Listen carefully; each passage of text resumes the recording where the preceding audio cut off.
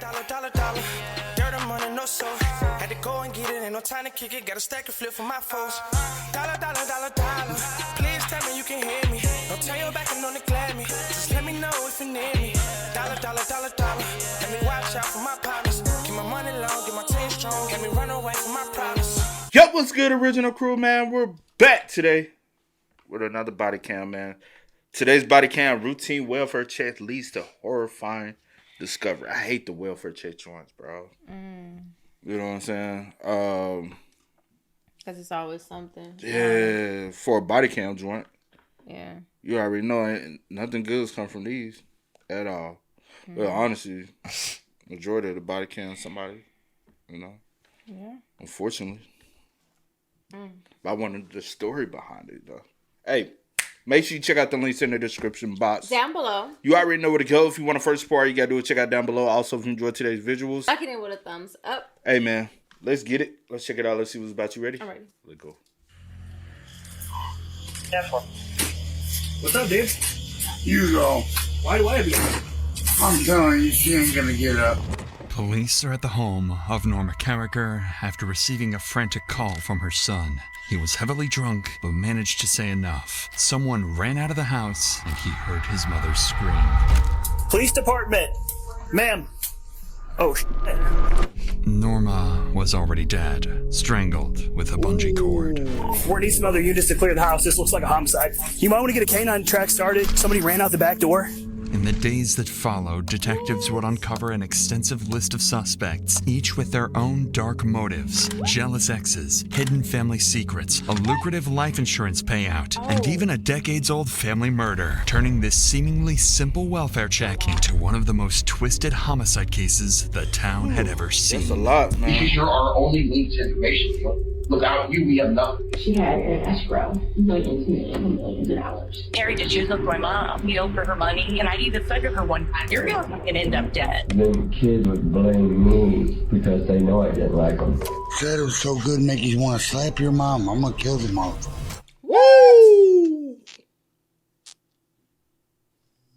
In the early hours of a Wednesday morning at 1:30 a.m., police in Troy, Illinois received a confusing call from an intoxicated man. 911, what's the address, your emergency? 600 Lower Marine Road. What happened? Taken out, huh? Tell me exactly what happened. My mom must have went on a date last night. I heard the guy leave out the back door and I didn't hear shit. And I went up there and heard the dog, and I went up there, my mom, I didn't hear my mom walk through the house. My mom ain't responding. Your mom's not responding? Does she need an ambulance? I didn't even want to go in there because they were like bang, bang, bang. Does she need an ambulance? I don't know. I have no idea. Okay, so are you wanting a welfare check done on her then? Please. Okay, what is your name, sir? My name is Neil, N-E-I-L. The caller struggled to provide clear details, but it was apparent that someone inside the... But it sound from the call, it sounds like he lives there, right? Possibly. Or he like stays somewhere renting near the property. And he said he didn't want to invite... It sounded like he didn't want to invade his mom's privacy. He said because she's went on a date. And you don't know if your mom up there doing anything or whatever. Yeah. So you like, I'm trying to stay clear because that ain't nothing I'm trying to walk into. But yeah. I don't think no kid want to walk in. I think mama like, bro. But I don't know. Him being intoxicated don't do it. Like, doesn't make the situation better. Nah, it doesn't make. I'm saying it doesn't make me look at him. It's, because he could have just been at home drunk. At least he in a confinement in his own, but I feel like this is like something. Yeah, I said it didn't make the situation because I'm like, well, nothing to make the situation better, like because you're deceased. But at the end of the day, I'm like, for you to be alert, like I need for you to be able to tell me something. But the thing is, who is supposed to walk into a homicide? That's not what I'm saying. I'm saying. So I'm just trying to enjoy my. So I'll be able to at least be. But what I'm saying is, I'm trying to enjoy my night. I ain't expecting. Or even coming up on the house. Like I'm pretty sure a car may be parked outside the house. Or but something. also, I get what you're saying. People are trying to turn up and have fun. You ain't expecting to walk into a Home was unresponsive. With limited information, 2 officers were quickly dispatched to investigate the strange situation, not knowing exactly what they'd find upon their arrival. What's up? I hear the dog whining from the basement. Mom tells me she was up the kitchen that she's got a date on the way. Okay. And I guess it's that date on the computer or on the tenders or whatever. I don't know. I'm afraid to go in that room. I hear the dog whining in that room. So you live here, sir? I live in the basement, man. I had open heart surgery a year and a half ago. She turns the country music on real loud so I can't hear.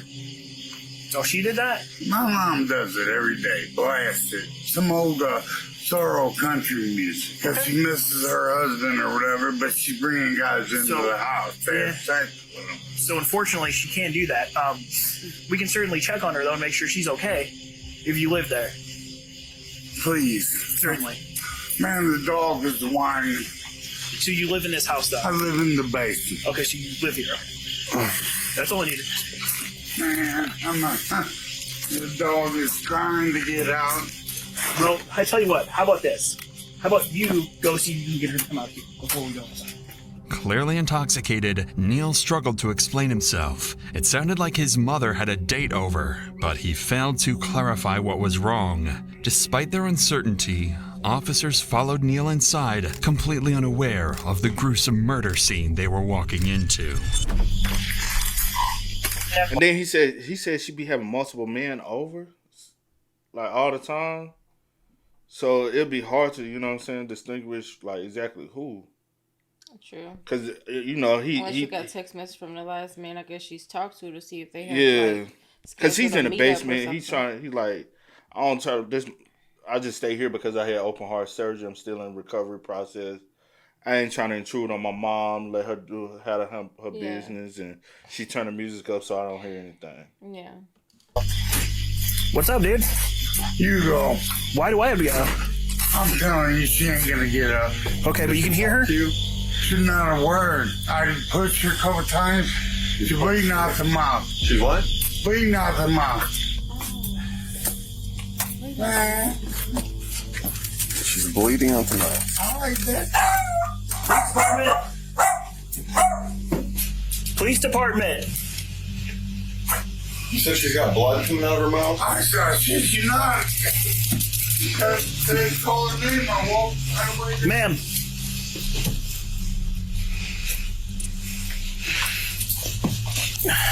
That's sad, man.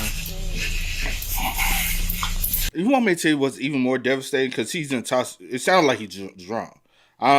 He could not be. I don't like at the end of the day, but it does sound like he's intoxicated, right? You know how like devastating it is to like once he sober up and realize I was home, and somebody came in the home and killed my mom while I was at home. Yeah. You know how devastating that would be? Yeah. Just imagine, like, even like your brother. Mm-hmm. He's inside the home. Your mom had a guy over. He wakes up, find your mom dead, and find out, damn, I was here the whole time. She was, like, literally in the same area, and I could have protected my mom. Man, that'll drive me fucking crazy, bro. I think it'll drive any. But I agree with you if he's not intoxicated, because we just assume just with the slur speech, but it could just be due to any other like health. Yeah. Like that. So I do apologize for that if he's not intoxicated. Yeah, he just sounds. Yeah.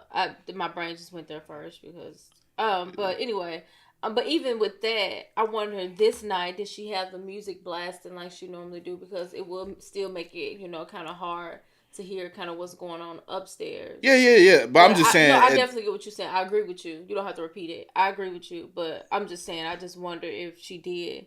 And I think it would make it 10 times harder to like fully process and understand or realize what's happening. Especially if a lot of noise is being made or something like that. And then I think he said what's disturbed him, kind of got him like worried, is the dog barking.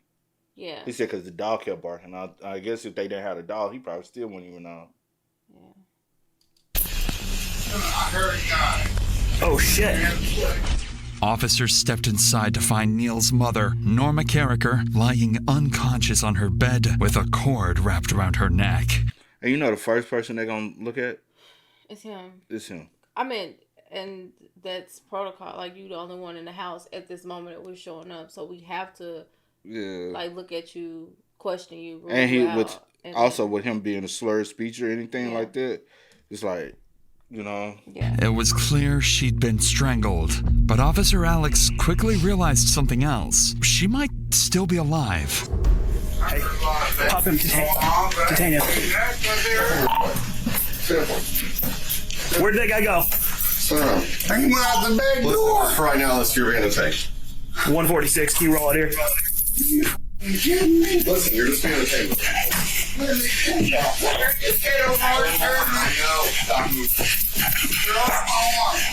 She appears to be choking.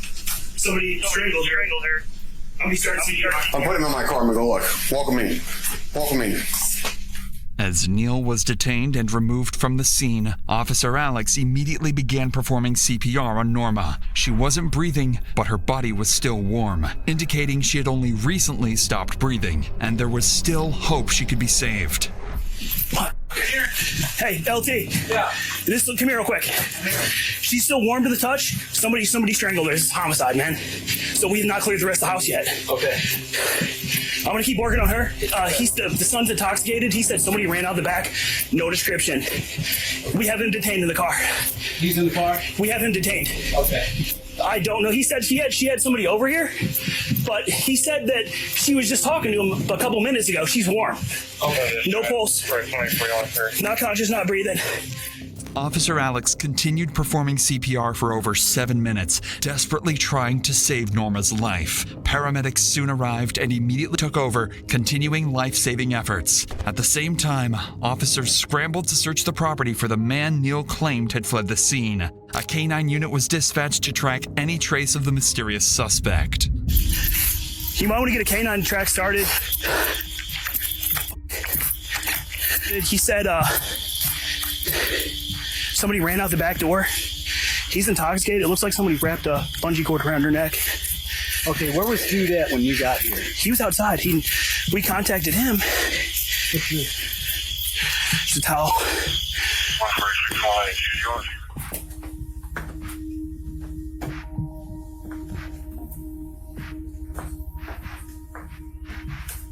Basement stairs leading into the basement. Heading south.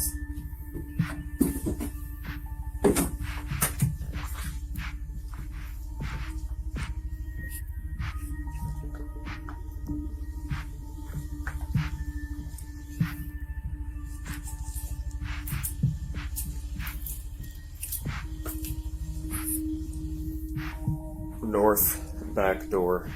Door's locked. Despite their efforts, the mysterious date seemed to have vanished without a trace, and the search revealed no tracks or evidence indicating where he'd gone. Back inside the house, there was nothing the paramedics could do to save Norma. Too much time had passed with her airway blocked, and she was declared deceased at the scene. What officers didn't yet realize is that Norma was the wife of the late Charles Carricker, the former mayor of Troy, Illinois. Since then, she's been trying to rebuild her life with her son, Neil Howard, whose own father had also died tragically years before. These details would become much more important later on in the investigation.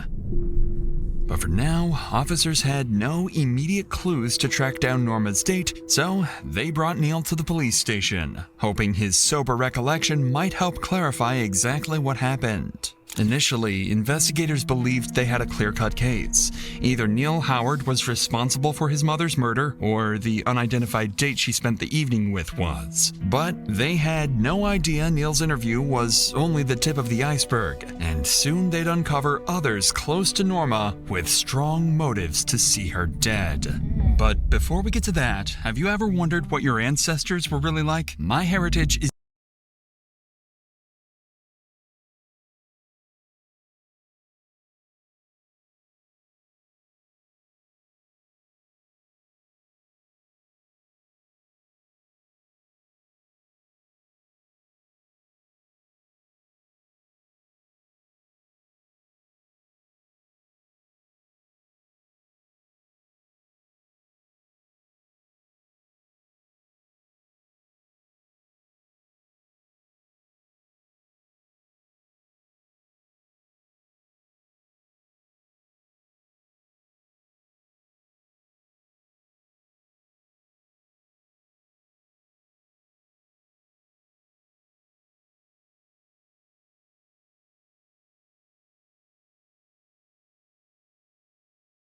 or scan the QR code on screen. Now, let's get back to the investigation.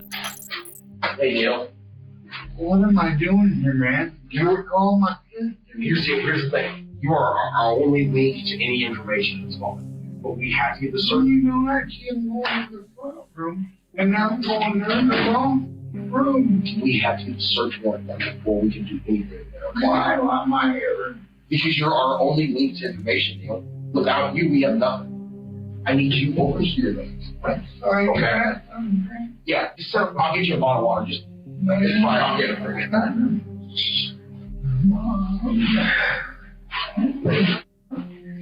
Everybody's gonna be disappointed in me.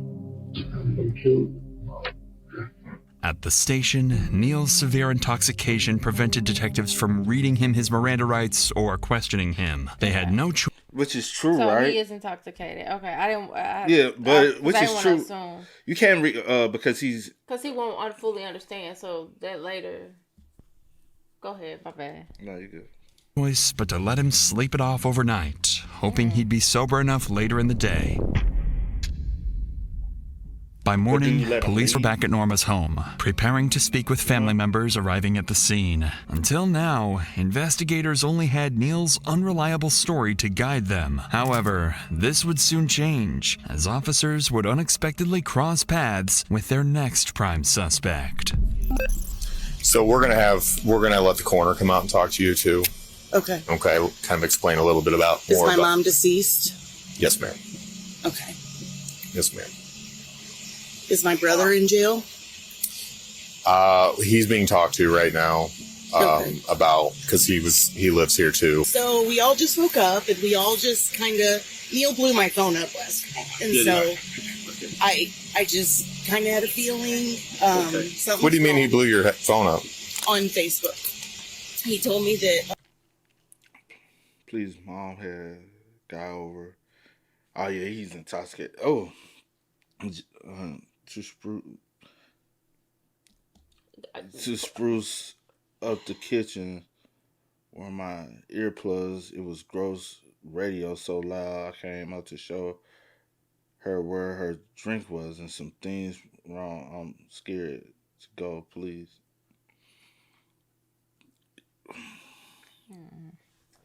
He is, because you can tell right here, he's trying to communicate. But damn, how much drink did he have? How much?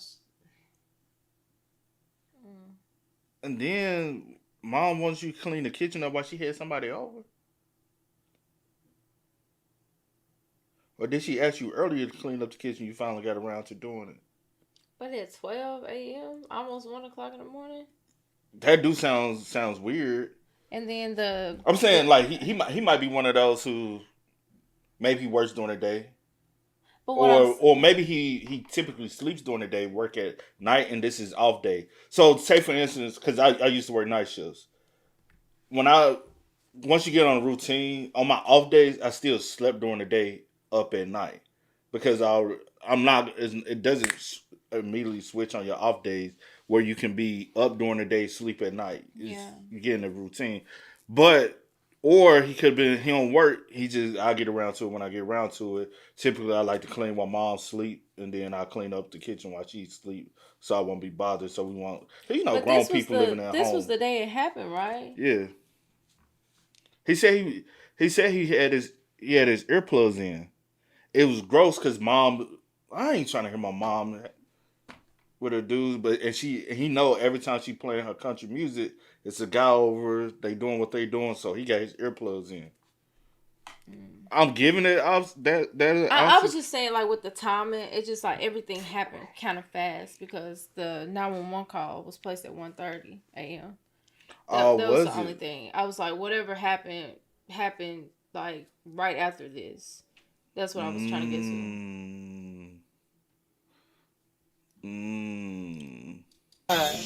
My mom had some guy over here, and that they were, I get what you're saying. Having or something like that. And it was gross, and so. What time was that?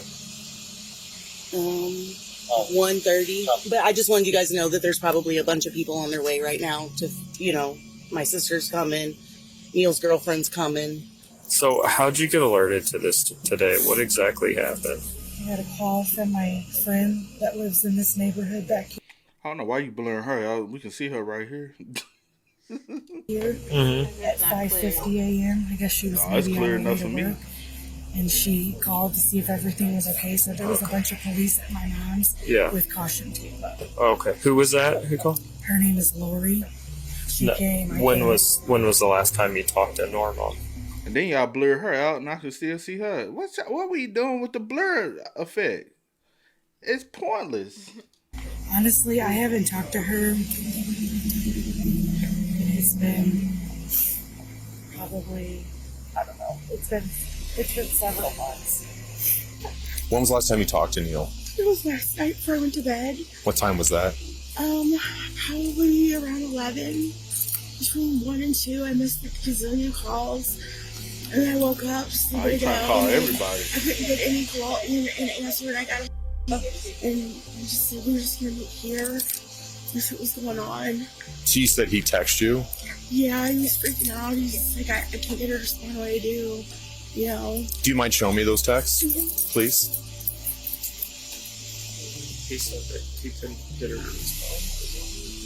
It's the main suspect. Which is different than what he told our officers. Said he hadn't made contact with her yet. Yeah. So. As officers continued... But can you hold that against him with him being intoxicated? Because he's not even going to remember saying any of that. Yeah, true. I agree. Speaking with Norma's daughters, Andrea and Jenny, and Neil's girlfriend Dawn, something odd quickly stood out. Despite being informed that her mother had just died, Andrea's demeanor was unusually upbeat. She seemed strangely calm for someone who had just lost a parent in such a violent way. Which is true. When he told her, and she was like, "Is she?" Woman. Baby, I would have been on the. Y'all would have had to been picking me up off the ground because I would have been hysterical. But some people like you have said before, some siblings have to be the strong sibling. But it's both y'all.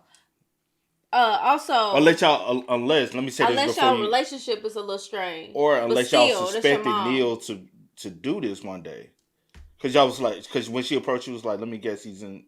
Unless it just hasn't, because sometimes when you someone is relaying information to you, it takes some time to process.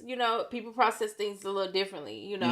It probably just hasn't hit you yet, or you probably already kind of prepared yourself for it because the way he blew you up, you kind of something's wrong. So I don't know, but still, baby, I would have picked me up. Cause like I said this when my mom got sick, my sister is hysterical. Yeah. So I have to be the one to try to think reasonable. Yeah. So I can't be emotional. It's like, all right. But I have my breakdowns and I have my breakdowns alone. I go through what I go through alone and away from everybody. Mm-hmm. But I know anything happen, my sister gonna be hysterical. I gotta be the one that's all right, let's try to think this through.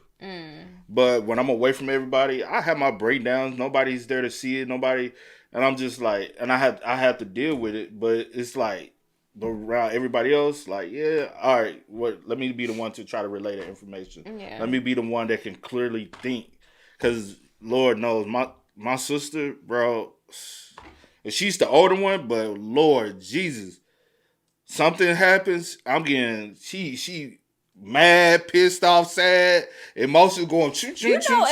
As close as I do agree, because I'm thinking about it between just me and my siblings. Because the reason why I brought that up, because you told me when your grandma passed, your mom had to be kind of the strong one out of everybody, and that made me think about it. She deal with this privately. Yeah, and I about to say, no, so she one of the youngest. Yeah, she the second to youngest. No, she's the third to youngest. I was like, no, because you forgot about one. No. Yeah, she the third to youngest. You forgot about him. But yeah, I did. But he the baby. But yeah, she did have to. And also, it was just kind of yeah. So, that's what made me think of that, though. Yeah, but then I'm also just thinking, out of my siblings also, even though I'm the baby, I'm just trying to think of probably who would be. I think your brother would hold it in tighter than you and your sister. Or it'd be I ain't never seen your sister really get... Your sister emotional, but I never seen her get emotional. Like on that. Your sister's very emotional. My sister's very emotional. You're very emotional. Your brother, I feel like, will hold it in better than all y'all. This my mama, though, we talking about, your bro. sister will break down first. You will break down. And then, but your brother would feel like he had to hold it together for y'all too. This my mama.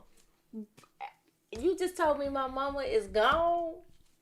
And but somebody got to be the strong one, though. Natural cause is gone. Natural cause is different because you kind of like. But somebody has to hold it down, though. Man. And but I get what you're going with, though. I 100% get what you're going with. Somebody just took my mama out. But say for instance, like this. Heck no. Y'all always suspected your brother to do it. Or you just I'm just saying in this situation. Yeah. Not in real life. Yeah. No. But y'all always said we're gonna get that call one day. I think some people mentally go ahead and get themselves prepared. But you just pray and you just hope that never comes true. But yeah, I get what you're saying. I definitely do. Let's move on. What? No, I'm just thinking. I was like, even when my grandma passed, I held it. I was cool. To the day. Yeah, to the day of, The day of, like, it hit me. Yeah. But everyone's different. Everybody processes emotions and grief and stuff different. So, yeah. But while officers were still gathering statements, their attention was suddenly drawn away when a white pickup truck slowly drove by. Slowly? Hi, is Norma all right? Well, she's a close friend of mine. Is Norma all right? Well, we'll discuss that in a little bit, okay, sir? There's Terry Dietz. That's Terry Dietz? That's Terry Dietz. They have a really turbulent relationship. This was the first time officers made direct contact with Terry Dietz. Dawn confirmed he was Norma's boyfriend, quickly adding that their relationship was known to be turbulent. Also, I hate looking into this stuff type like this. Everybody's face been blurred out except for the son. And typically I read into that a little bit. It's like, well, that's kind of a giveaway. Yeah. I would hope not, though. Because why everybody else is blurred out except for his? Yeah, true. Yet, when Terry drove by the scene, he referred to Norma simply as a close friend, clearly downplaying their connection. These details quickly placed Terry Dietz as a key person of interest in Norma's murder, and detectives would soon uncover that Terry not only had a complicated relationship with Norma, but also a tempting financial motive. So, to move forward, detectives brought Terry in for question. But Go then, back. Is but he hold a on, beneficiary? Huh? Is he just a beneficiary, or he took the life insurance policy out on her as well? Life insurance owner. He's the owner. Hold on, no, the owner is Norma. But beneficiary. Why is he the beneficiary of this policy? Who took it out? Did he Norma, take it out? Norma. Did she take it out for him? Only reason why I know this is because I got the one for my mom. But my mom had to create it, and I'm just confused as to why he even. Because he might. Well, I don't know. This is how I pay for my mom's life insurance. She's the owner because she created the life insurance, and so I know how life insurance work. I used to deal with it, but what I'm asking is, she got 3 kids. I'm just confused. But whatever that situation, you know. Okay. Anyway. But that's still weird to me, though. This is my business. If they ain't, and then hold on. Another thing with Terry being a beneficiary, right? Neil said she had several different men come over. I guess maybe just throughout since her husband died. How? No, that's. I don't know, but still. But my thing is also you the beneficiary, but you just a close friend of mine. But also, what if Neil found this out? That would piss him off. True. That could be a motive. Yeah, that's a motive of how you gonna but get. Then also with you being the beneficiary on this life insurance policy, that's a motive. So a lot of people have motives. Hold on, three with the beneficiary with the life insurance, right? How much is it? Yeah, they got the amount blurred out, so I can't see. It's about how much is the life insurance policy, but because Neil could be mad because my father died. If something happened to you, you're gonna leave everything to him. which gives a clear motive, but still not a clear motive because you reap no benefits. He got a different dad than what the man she was with. But his dad has died too. Yeah, his dad died too. But I'm saying that was. But I'm saying he might not got anything. But I'm saying from that situation. Yeah. And what if his dad died and then his mom remarried and married the mayor, and then the mayor died? Yeah, I know what you're saying. So, to move forward, detectives brought Terry in for questioning later that day. They needed to understand the nature of this relationship with Norma, confirm his whereabouts on the night she was killed, and most importantly, find out if he had any hidden motives to want her dead. Tell me. Let me get my writing utensil. I got You gotta help me with some information. Well, that's kind of what we need you for, too. We know you know Norma very well. Yes. I know you guys have been dating or in love or something like that. Yeah. I never got really close. I don't fuck with that, bruh. Well, you want me to tell you? I don't fuck with that. Everybody's weird. You pointed out the kids and how they took his little. Like y'all dating, but you're the beneficiary. Y'all dating, y'all in love, like y'all are a couple. But when you ride by, she's just a close friend of mine. Honestly, we don't know if they're a couple for real. That's what the kids said. They don't know their mom relationship like that. Well, Dawn said that, which Dawn I'm telling you by experience, see. You don't know your parents' relationship. You don't. But you more than a close friend. If I got you, you more than. You don't know. Man, you don't know on the terms. All right. Sometimes you got to stay out your parents' business, man. So when is the last time you talked to her? 7:45 p.m. last night. Oh, okay. She asked me to come out to Lucky Rooster in St. Jacob. So 7:45 p.m. at Lucky Rooster? Yes. You were out there and saw her? Yes. Was anybody else there? I'm saying just me. Nobody else there or anything of that sort? No, that's the same table. Okay, perfect.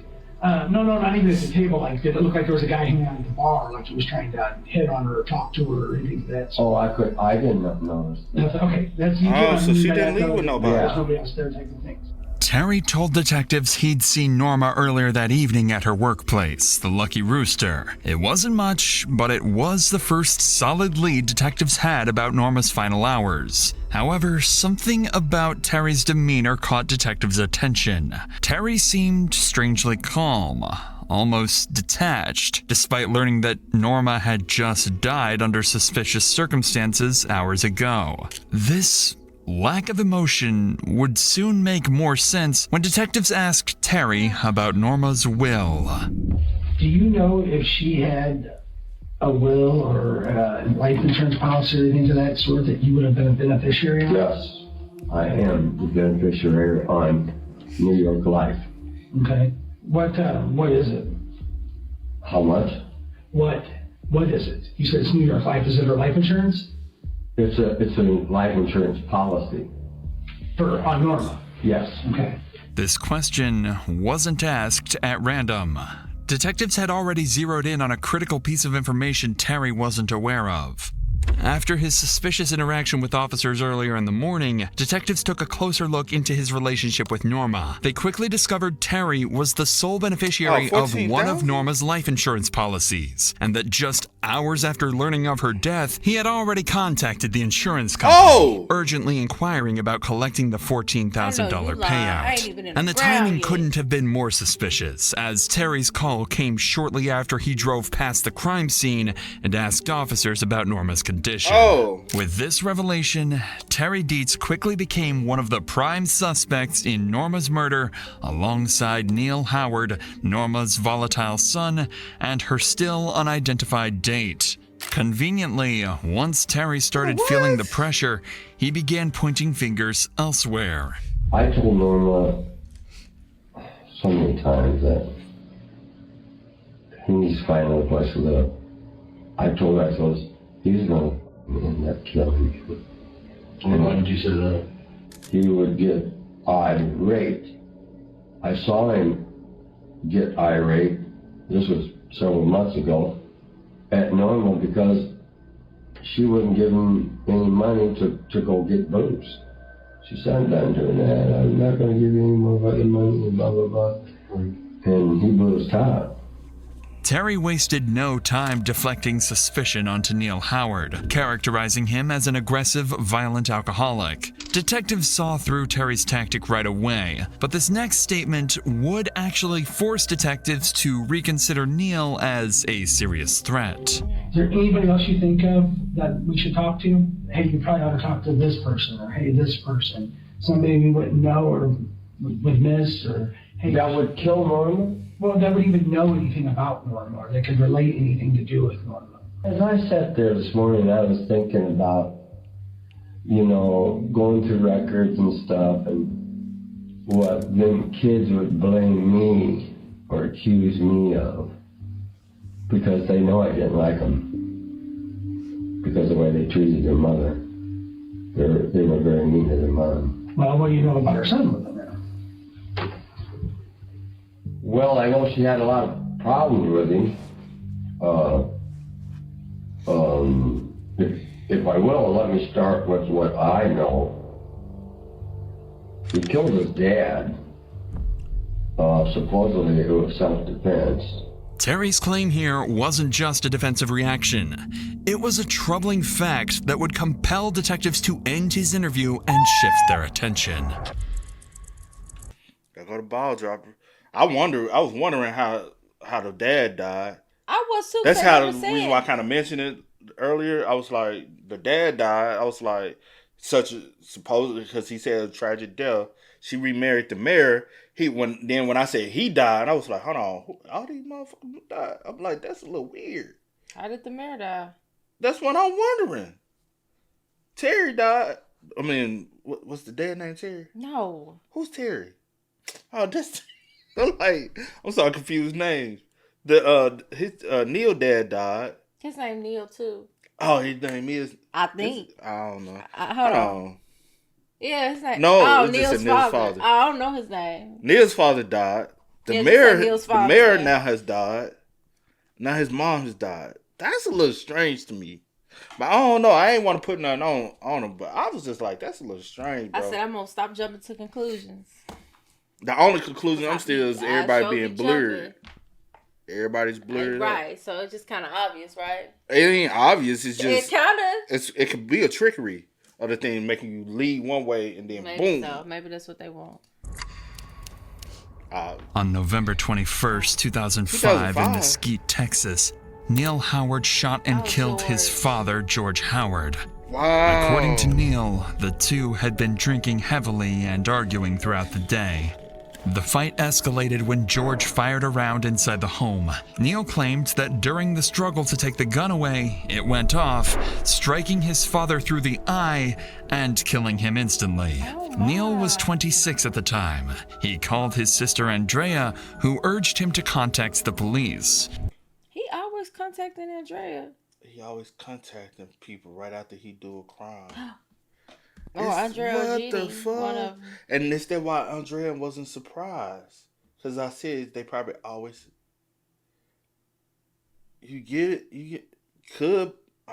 When officers arrived, they found him inside the house, severely intoxicated.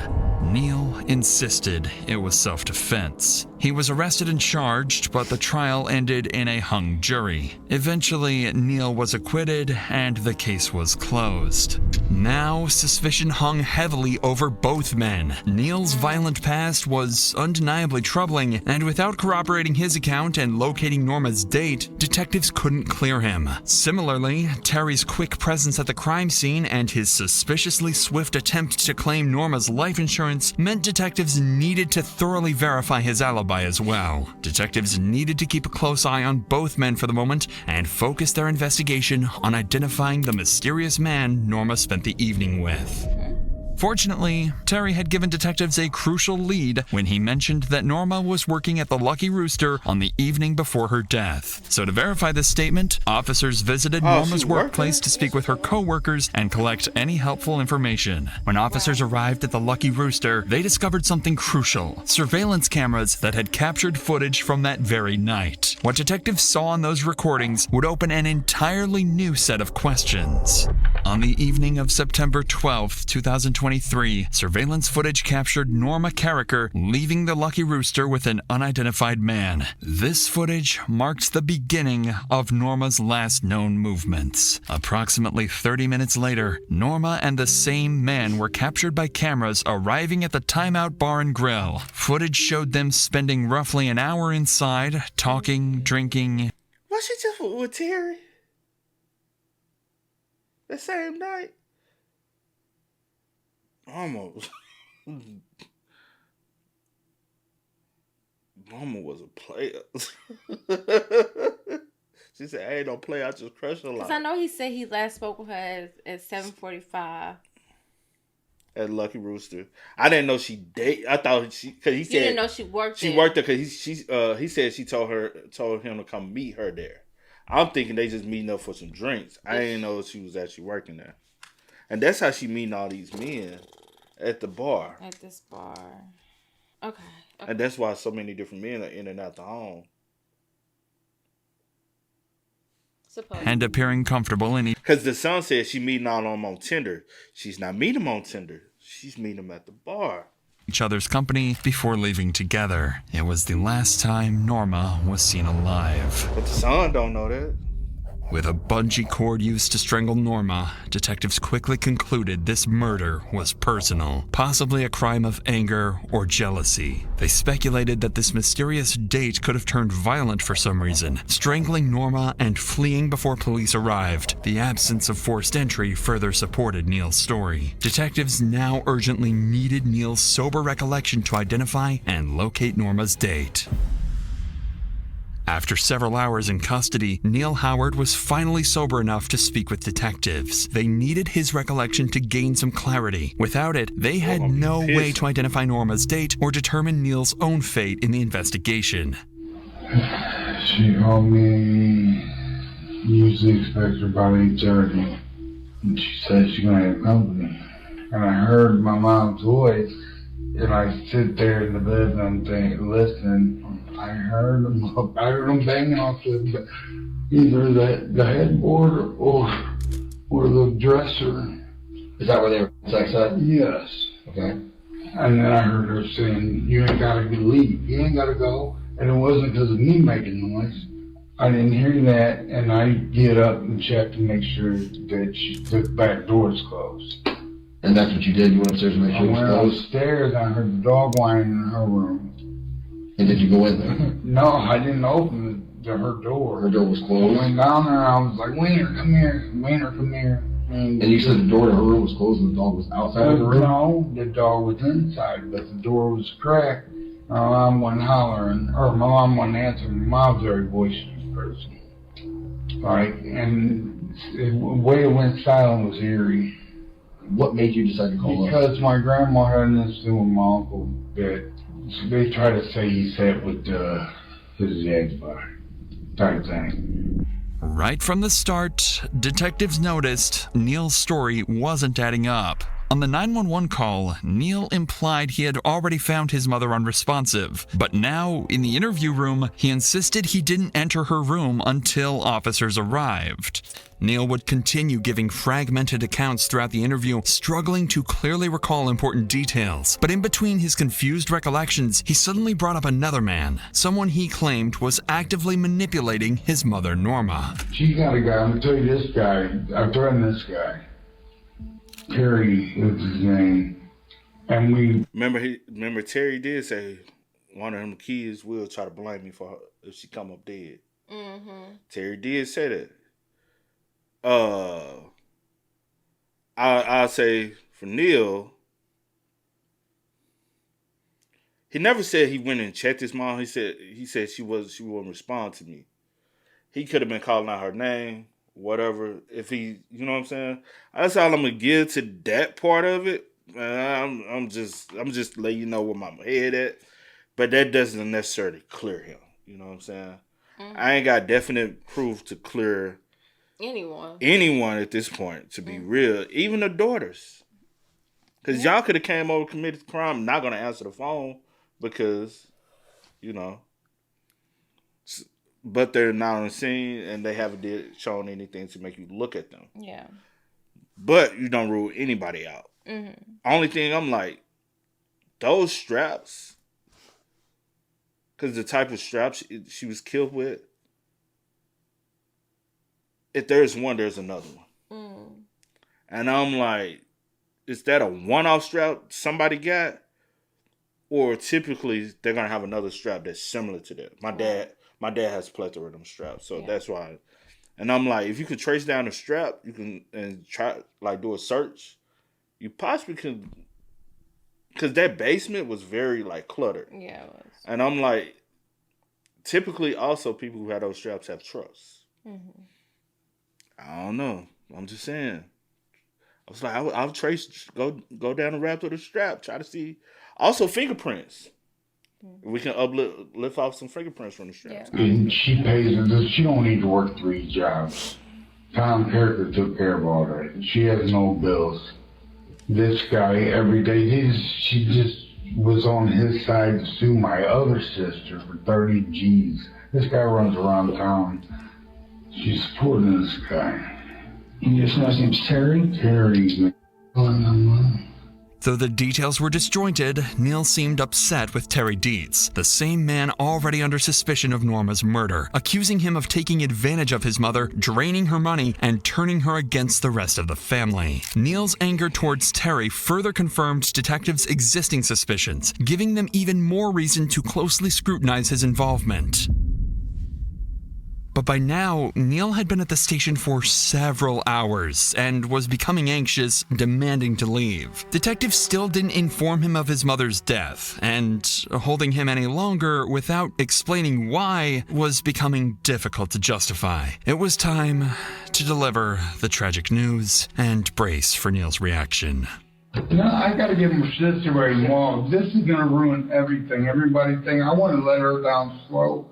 And I don't want to tell I'm at fault for nothing. Your mom's deceased, right? No. Your mom was deceased. I said she was hurt. Your mom's deceased.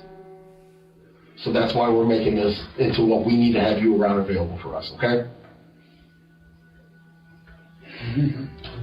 No, I'd like to see my sister. Oh, Right now. Let's get back over to Hold on, sit down, okay? No. So you're not leaving? You're not leaving. Is that right? Yeah. You're not leaving. Oh, is that right? Your mother's deceased. You know, you're the only person we know that saw her last that we can talk to. I didn't see her last night. You did too. I seen her last night. You walked in there when the officers asked you to. You were the last one there with her, so you're the only link we have to have. You're the last person that saw her, correct? I didn't see her last night until they told me to go in there. Absolutely, we know that. But then you spoke with her at 8:30. I knew it. You spoke with her at 8:30. Call my sister and let me talk to her. After learning of his mother's death, Neil grew increasingly agitated throughout the remainder of the interview, eventually requesting a lawyer and forcing detectives to end their questioning. With Neil shutting down the interview and refusing to cooperate further, detectives had no choice but to find another way to identify Norma's mysterious date. Hoping for a breakthrough, investigators sent officers to search for additional surveillance footage from locations Norma and her date passed by that night, and they quickly hit the jackpot. One security camera clearly captured the vehicle Norma's date was driving. By running the license plate, detectives identified him as James Carter. Is that one of them joints like the two-seater joint cars with the what them cars are called? I call it like them elephant cars, bro. I don't know why. What was his name? James Carter. Yeah. What's the one with the? It's like it got a bed in the back. It's a car, but with a bed in the back. I know what you're talking about, but I thought that was like a Mustang or something. Nah. Like an old Mustang. I don't know. I'm not too, I don't know cars like that. I know what it you're looks talking like about. this. It could be. It could be something similar like that one. Yeah. Or like this one, I guess. It's more old school. I don't know, man. Because it can, you know what I'm saying? I'm trying to look at the grill, bro. Because the grills can be different on them. Yeah. Bro, that is complicated, man. That's what it was. I was thinking of El Camino. That's what I was thinking about the whole time. But I need a better picture than that. driving. By running the license plate, detectives identified him as James Carter. Detectives urgently needed to speak with James, the only other known person at Norma's house that night besides Neil. When they first approached him, he was uncooperative and outright denied seeing Norma. It wasn't until officers obtained a warrant for his cell phone data that he and his lawyer agreed to speak, on the condition that James received immunity and would not be subpoenaed for the trial. Once immunity- What y'all got going? If you haven't... Unless he witnessed it. And he fled. Was secured, he cooperated, provided a DNA sample, and shared his account of the evening. James explained that he met Norma on the dating site Plenty of Fish and arranged to meet at her workplace before heading to the bar for a few drinks. So she is made... What? But she just had Terry at the bar. Child, at this point, it don't even... yeah, She talked to who she wanted to talk to. She was single. She a promiscuous Technically, she woman. not married. She just out here having fun. Promiscuous? Is that what we call it? But, yeah. After leaving the bar, Norma invited him back to her house and they spent an intimate hour together at Norma's. However, James insisted Norma... But I will say, things like this do kind of, they can get, messy. And dangerous is what I was, because we're different. You don't really know people's backgrounds like People that, meeting them in and online out. and stuff like that. He might on folks. He probably don't know you got a son in the basement. You know what I'm saying? So you just have to definitely be careful with stuff like that. And they spent an intimate hour together at Norma's. However, James insisted Norma was alive and unharmed when he left around 11 p.m. Cell phone data corroborated his story, placing him back in St. Louis, where he lived, well before the estimated time of Norma's death. St. Louis? Mm-hmm. They stayed in where? Illinois. Troy, Illinois. Hold on, y'all.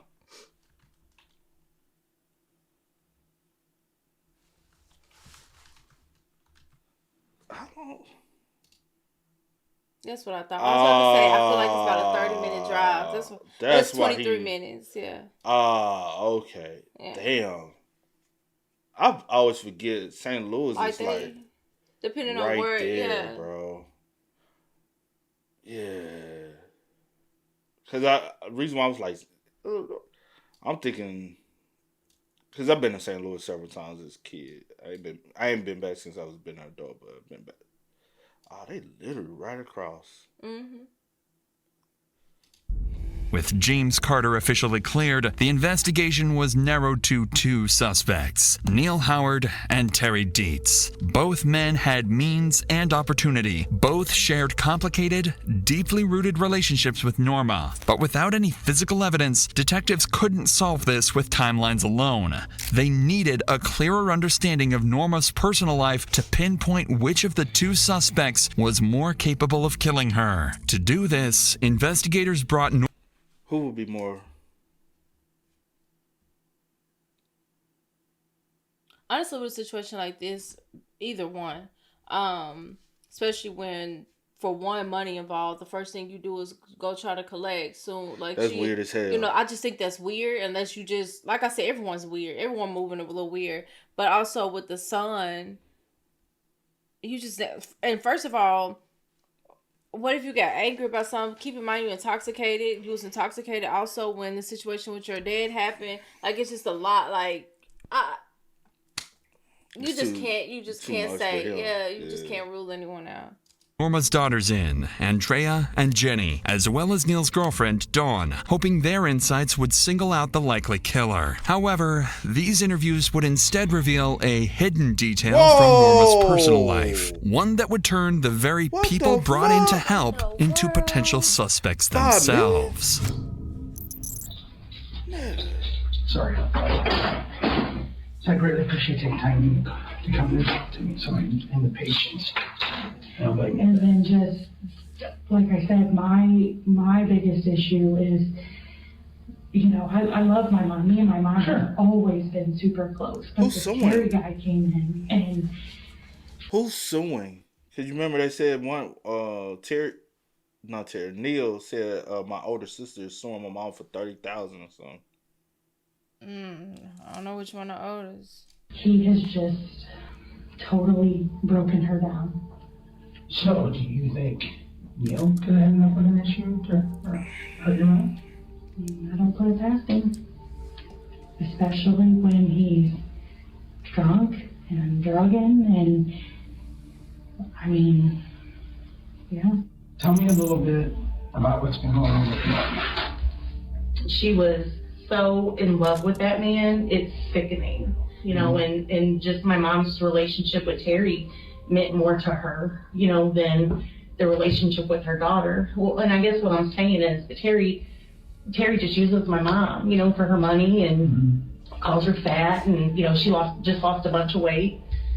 That being said, she would look for love on a lot of these dating sites. And so when we were living with her, she would, Andre, come here. You know, she was talking to multiple different people. And I even said to her one time, I'm like, you're going to end up dead. Like, you don't even know who you're talking to. I mean, I've been over there several times since then, and this is what I can tell you. My mom and Neil are both alcoholics. My mom doesn't handle hers very well. She becomes very... They are both intoxicated. Norma was intoxicated from being with, what's his name, James, and then just had to, but also Neil is heavily intoxicated that night. Neil said, I'm downstairs, I'm hearing them banging. He probably get pissed off hearing that. I don't know, I'm just saying, y'all. Don't take it as this. And every time she's been belligerent with Neil, he always tucks his head and goes downstairs. I know my brother better than anybody in this world. Like, I am my brother's keeper, for real. And you'll do anything to protect him, huh? He wouldn't have hurt her. He wouldn't have. I've been through this before, you know. Yeah. Andrea and Jenny's interviews further confirmed that Norma's relationship with Terry and Neil was strained, troubled, and complicated. And Andrea's subtle mention that she'd been through this before reinforced the detective's concerns about the family's violent past. However, when Neil's girlfriend, Dawn, entered the interview room, she would reveal something detectives never saw coming. A financial motive powerful enough to make everyone close to Norma a potential suspect. Dawn, I'm sorry. 3 other things come up, so I don't want to grab my cards. We just had to need to talk about you. 6 o'clock this morning, no one knew what happened, and we all just pulled up. Terry shows up. Well, what happened to Norma? 6 o'clock in the morning, we all just showed up on site. Terry should not have known anything of what happened, but yet he shows up in front of the house. So Norma had a date last night. I don't know. That's motive. She goes on these weird dating sites, which I've known about. Right, because when you pulled up, you did say what happened to Norma, or what. Like, why would you assume that it's Norma when it's someone else that stays here as well? Like, why would you automatically assume that something happened to But also, Norma? This gives him motive as well, that he know that you had James over there.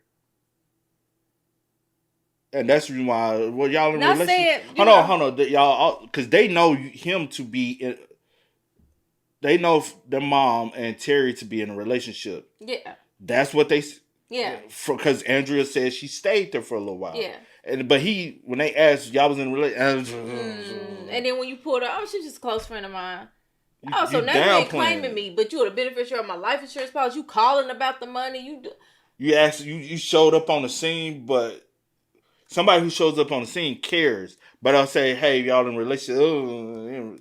We cool. And again, not saying it's him. Maybe, like I said, some people just a little weird. This a twist, bro. But it's just a lot, and I'm just like, I'm like pulled this way, I'm pulled that way. I don't know. Terry has motive. Neil has motive. But you know something's crazy because with money involved, it could be anyone. Money make people do some crazy things. And honestly, Neil could have acted. I'm not pointing blank, but Neil could have acted on the behalf of the family so they can get the money. Or I don't freaking know. I don't know. I don't It's know a crazy who it case. She goes on these weird dating sites, which I warned her about. You don't know who you're talking to. Right. Norma has a habit of telling people where she's got all this money. So that's another thing to look into. Everything in my body tells me Terry had something to do with it. Norma's extremely depressed all the time. Terry is a big problem. If Terry thought that his income was coming to a close, if she was dating, it would probably make him very angry. She had an escrow, millions of dollars. If Terry is beneficiary and Norma's gone, Terry gets up to $5 million. So you're saying this year Norma would have gotten Tom's estate? Yes, like $5 million. Wow. Do we know that for certain? So he the beneficiary on that I too? don't know that he was worth that much. Yeah, for certain. According to Dawn, Norma was due to receive a multi-million-dollar payout from the estate of her late husband, Charles Carricker. Oh. Because, you know, some people do put in, like, escrow stuff, like, hey, after I die, this money sits here. For a certain amount. For a certain amount of time. You cannot get remarried. Yeah. And that's just in case if you kill me or anything you want to collect. You can't get remarried. You can't, and that's she probably like. I'm not gonna get married to you, Terry. But I was, wow. $5 million. That's sometimes. I'm not saying that's what happened in this case, but now she's getting ready to get paid out. But if she died, it goes to whoever. Why her kids are not her beneficiaries? I'm telling you, man. She got a strange relationship with her kids. That's neither here nor there. Never mind. I'm just saying that's no. I was about to say something. I've seen situations like this firsthand, personally. I'm just saying, like it's crazy for none of your kids to be the beneficiary. Now, if you have the beneficiary, because that's the one that you feel like the most responsible or whatever, cool. But you willing to give it to this dude, unless he has forced you to sign off, which that's a whole different conversation.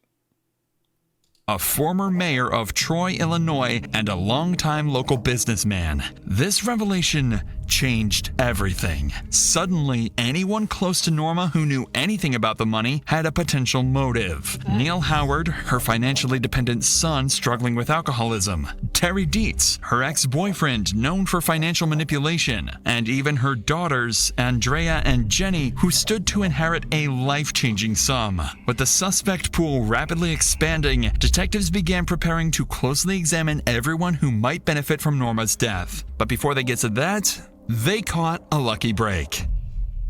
Neil Howard suddenly requested to speak to detectives without a lawyer. He was quickly brought back for a second interview, where he would finally provide... Oh, shit, and he got food.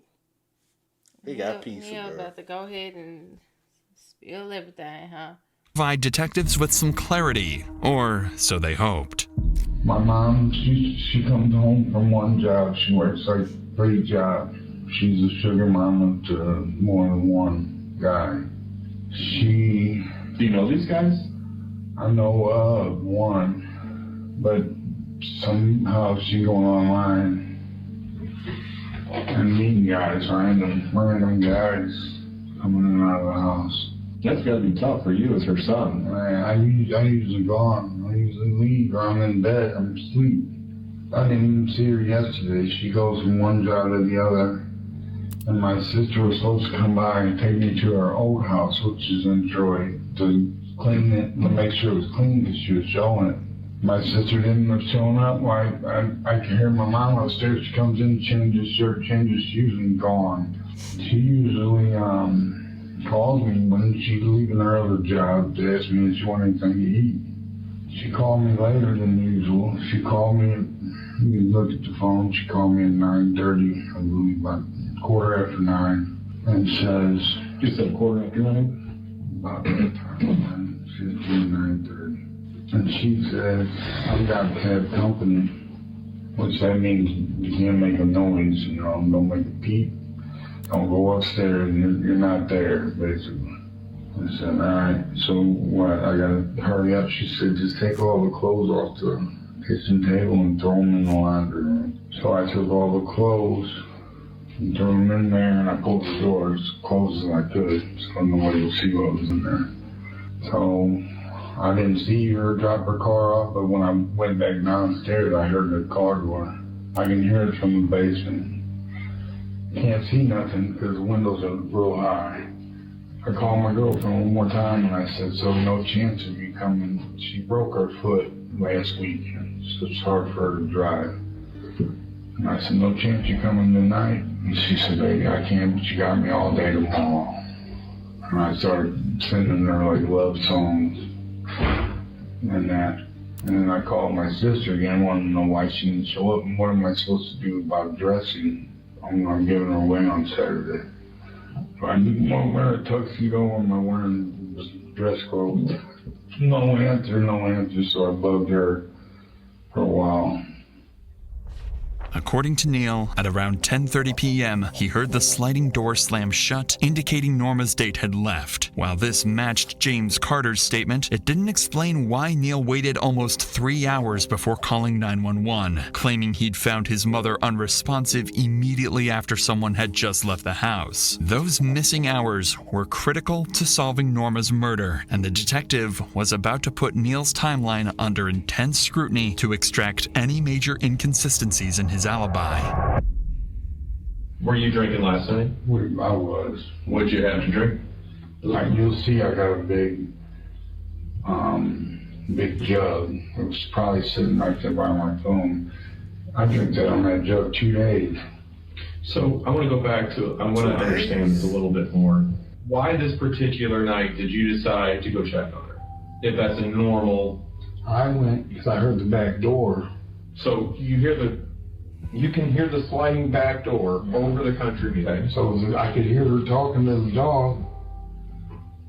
Okay. And she was like, get in here. So loud. And I heard her say to whoever was there, you ain't what? Hollering out her door, hollering, you ain't got to leave so fast.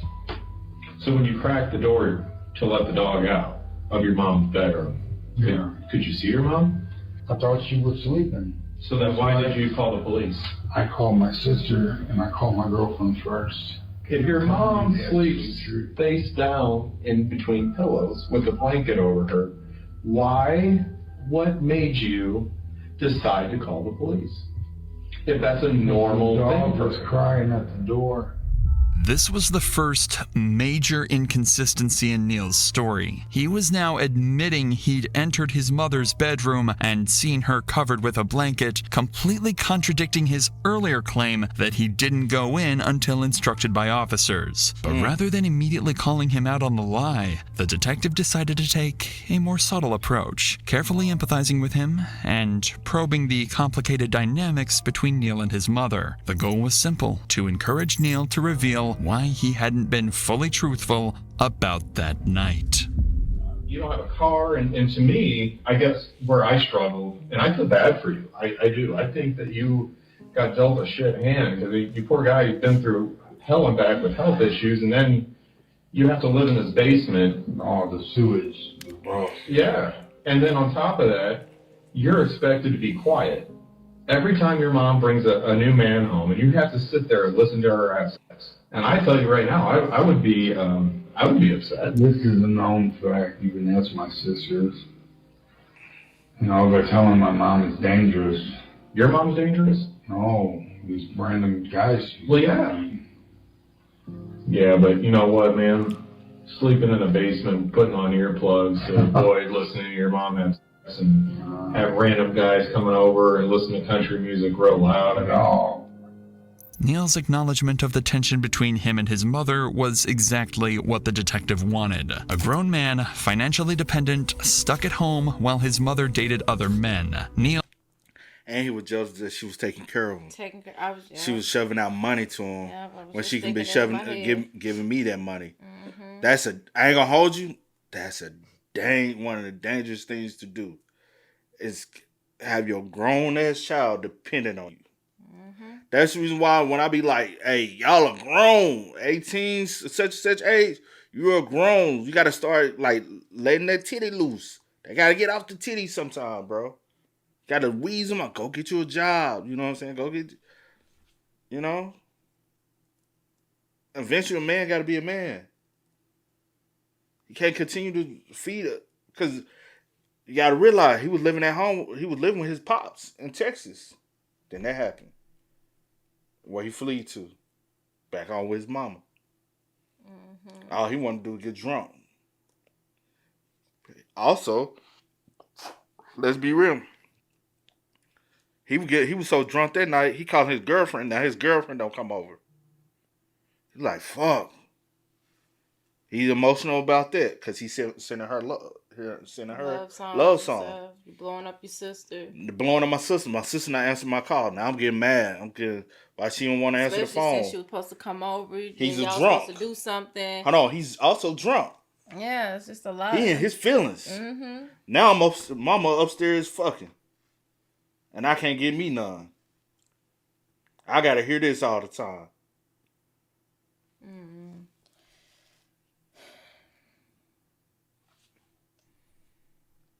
And he knows first thing his family ain't gonna do is look at him. They'll look at all the other guys she cussed because they keep telling her that's a dangerous game. That's dangerous. That's dangerous. Also, you repeat a pattern. Anytime you get in trouble, who the first person you want to call? Andrea. Let me call my sister. Even when they told him the mom dead, he wanted to call. I want to call my sister. It's never, even in the time when you killed your dad. And one, I need to call, talk to my mom. I want to talk to my sister. When you after your mom death, you call your sister. Soon as they tell you your mom dead, I need to call my sister. And then your sisters, I am my brother's keeper. No, you're your brother protector. You're your brother get him out of anything he get into. That's dangerous, bro. Grown man, financially dependent, stuck at home while his mother dated other men. Neil openly acknowledged this uncomfortable dynamic, yet remained emotionally detached, showing none of the rage previously seen during his arrest. As the interview progressed, Neil's responses began to slip, revealing more contradictions and doubts about his story. But one specific detail stood out to detectives. Neil never once asked how his mother died. Most people facing such news would desperately seek answers. Neil's lack of curiosity felt suspiciously intentional, as if he already knew. With this, detectives wrapped up Neil's final interview with uncertainty still surrounding his alibi, and shifted their focus back to Terry Dietz, their other primary suspect. After thoroughly examining phone records, DNA evidence, and multiple witness statements, detectives confirmed Terry was at home nursing a minor injury the entire night, never leaving his property after 9 p.m. Physical evidence from the crime scene further cleared Terry. Additionally, investigators carefully examined the possibility of Norma's daughters, Andrea and Jenny, having a financial motive due to their substantial inheritance. However, their phone records and alibis during the critical time frame were verified, and detectives found no additional evidence suggesting their involvement in their mother's death. So, with Terry cleared and Norma's daughters ruled out, detectives were left with just one suspect, Neil Howard. By now, it was clear Neil wasn't going to confess, but detectives were confident that the contradictions, inconsistencies, and his behavior following Norma's death provided enough proof to secure a conviction. Ultimately, investigators felt certain Neil Howard was responsible for his mother's murder, and they formally charged him.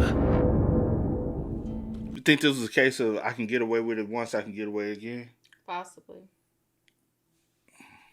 At the trial, prosecutors argue that sometime between 10:30 p.m. and 1:30 a.m., Neil, heavily intoxicated and increasingly volatile, entered Norma's bedroom. An argument may have broken out, or perhaps the tension had been simmering all day. At some point, Neil strangled Norma with a bungee cord, then covered her up with a blanket. Instead of immediately calling for help, Neil repeatedly tried contacting his sister Andrea, just as he'd done years earlier after killing his father. Phone records revealed that Neil started calling Andrea at 12:49 a.m., making 7 attempts to reach her, the final call occurring at 1:30 a.m., moments before dialing 911. The jury reviewed Neil's shifting accounts, the physical evidence, and his documented history of violence. Prosecutors painted a clear picture. Neil Howard was unstable, violent, and entirely capable of murder. On February 10, 2025, Neil Howard was found guilty of first-degree murder. His sentencing is still pending, but he faces up to 60 years behind bars. Special thanks to MyHeritage for sponsoring this video. Rest in peace to Norma. That's sad. It's true. Neil not only gets the $14,000. You meant He Terry. get all the, huh? I mean, not Neil, Terry. Not only do Terry get the $14,000. Not all of the 5. I think it's like it's like split up between. I thought he was the main beneficiary. That's what Don said, but also he kept reiterating that the motive could have been financial with. But there's no evidence. Well, he didn't provide any evidence of who would be the main beneficiary. Yeah. We just on one policy we saw that. Yeah, but. But what if he is the main beneficiary? What makes her comfortable enough with Terry to even put him on as a beneficiary? Man, when like you,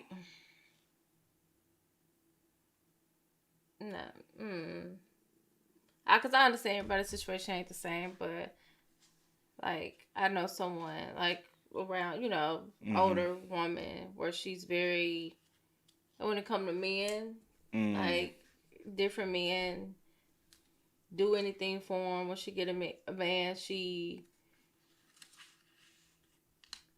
like just all about that man. You know what I'm saying? And people are manipulating, especially like if you leading and letting people know like, hey, I got money. I don't know if that's the case, but one of them mentioned like, hey, she was always keen to like letting men know that she got money and stuff like that, which that's not a good thing, especially when you meeting these random men. It's, like you just definitely have to be careful. I don't really see why that should be a topic of conversation because that can get very ugly.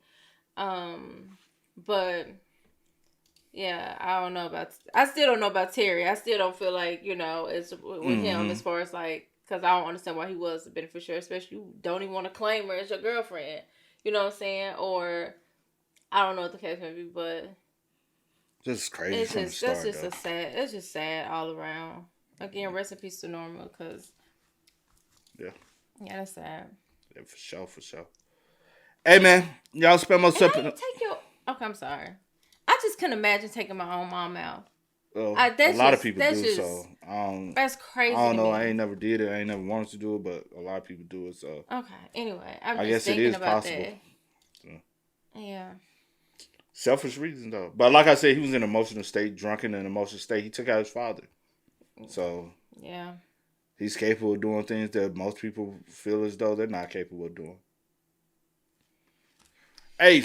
Y'all spam us up. Y'all let us know y'all thoughts about it for us in the comment section down below. But until next time, y'all know how it go, man. I do go by the name DJ New Kid and C. We are. We are. Time to kick it, got a stack of flip for my folks. Dollar. Please tell me you can hear me. Don't turn your back and don't neglect me. Just let me know if you need me. Dollar. Let me watch out for my partners. Keep my money long, get my team strong. Let me run away from my problems.